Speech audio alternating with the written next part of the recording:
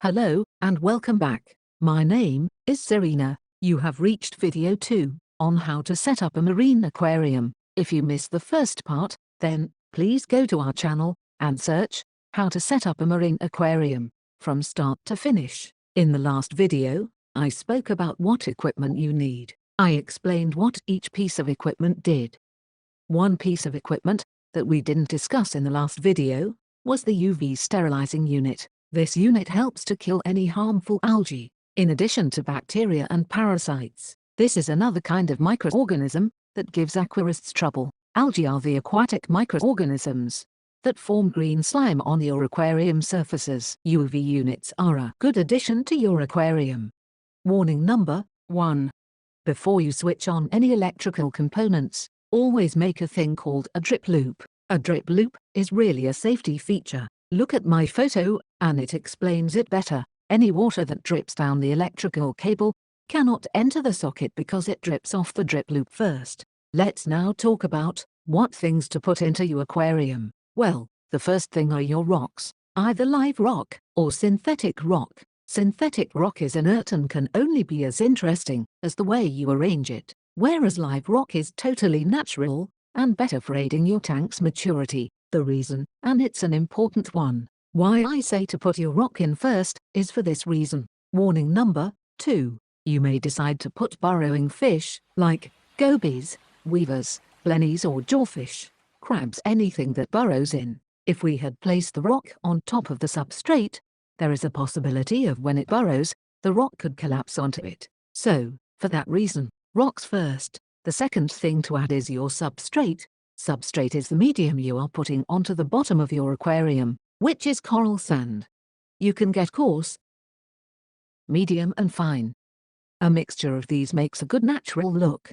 You need to wash this in fresh, clean water first to eliminate any cloudy water for when you fill your aquarium. Place your coral sand on the bottom. Make sure you spread it all around the bottom and under the rock, but not enough to lift the rocks. It's a good idea to have your coral sand sloping down from the back towards the front. This will help any debris to roll to the front for easy removal. Also, it gives a better feeling of depth as you look into it. When the aquarium is full of water, then we can concentrate on getting the coral sand to look more natural. So don't be too worried about how it looks just yet. Now place your thermometer on the front of the glass. It is now time to make a saltwater mixture. Warning number 3. Never ever use plain tap water to make your saltwater mix. You will have no end of problems further down the line. Only use RO water for your mix. For a fish-only aquarium, I would recommend an SG.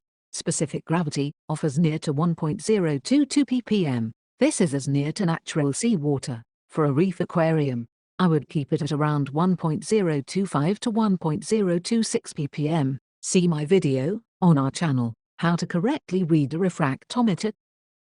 This will help you to make salt water for fish only. Mix 5 cups of reef salt into each gallon of fresh RO water. This will bring you near to the SG you require, or you can simply purchase some freshly ready-made up salt water from your local aquarium shop. You will need to purchase food-grade containers if this is your chosen method. It is at this point I want to add a warning.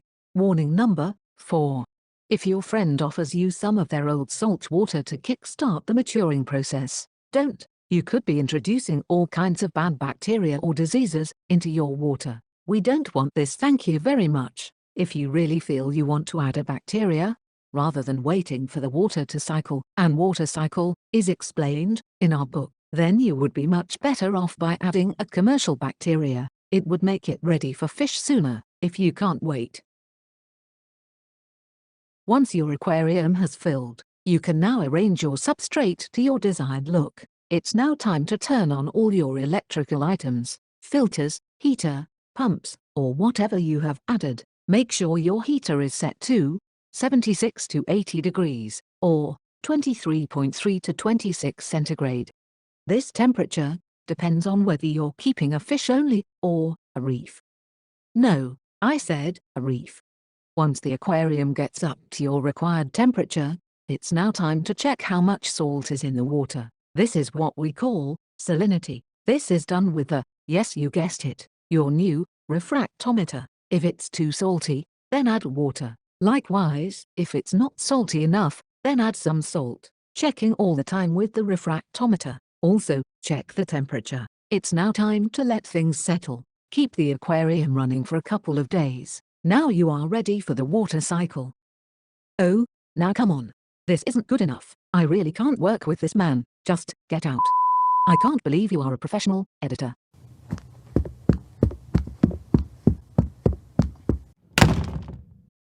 Sorry about that. Right, let's start again. Oh yes, the water cycle. This is covered in one of our other videos.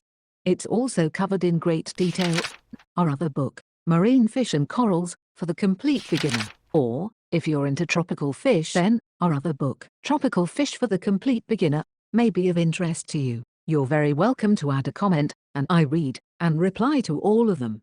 We are going to stop there until the next video. So, on the next video, that is video number 3, we will be looking at keeping your aquarium water stable. We will touch on the water cycle. However, you can find out more information in our free book here on YouTube. Simply check out our channel. Thanks for watching, and don't forget to like and subscribe, and ring the bell for the latest videos.